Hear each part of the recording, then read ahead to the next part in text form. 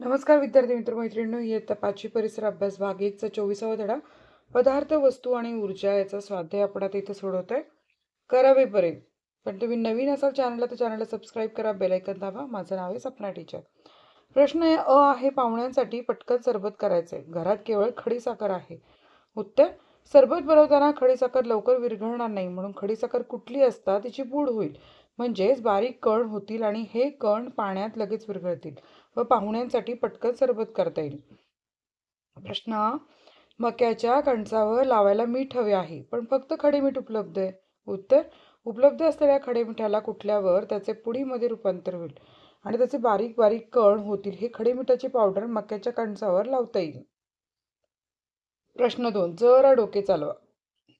प्रश्न: कापराच्या वड्यांचा आकार हळूहळू कमी होताना का दिसतो? उत्तर: कापराच्या वड्यांचे सतत वायुरूपातील लहान कणात रूपांतर होत असते.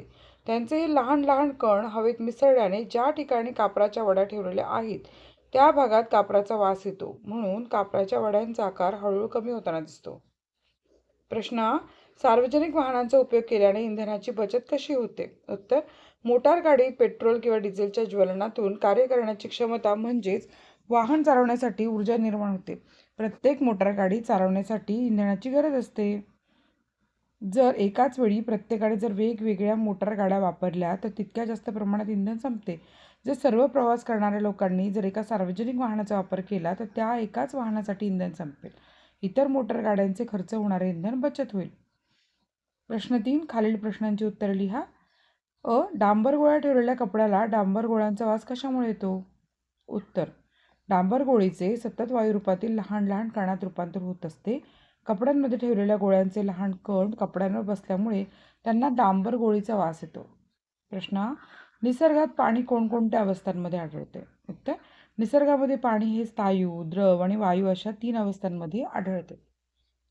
पदार्थांची स्थायू, द्रव ही अवस्था कशावरून ठरते? उत्तर: पदार्थांची स्थायू, द्रव आणि वायू अवस्था त्यांच्यातील कणांच्या मांडणीवरून ठरते. प्रश्न: ऊर्जा कशाला म्हणतात? उत्तर: कार्य करण्याच्या क्षमतेला ऊर्जा असे म्हणतात.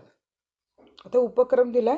मातीपासून विविध वस्तू तयार करा. लाकडी वस्तू तयार होतात त्या ठिकाणाला भेट द्या व निरीक्षण करा. महाराष्ट्रातील विविध वीज निर्मिती केंद्रांविषयी माहिती मिळवा आणि वर्गात सांगा. हा स्वाध्याय कसा वाटला हे कमेंट्समध्ये नक्की कळवा. व्हिडिओ आवडला तर लाईक करा, चॅनलला सबस्क्राईब करा. धन्यवाद.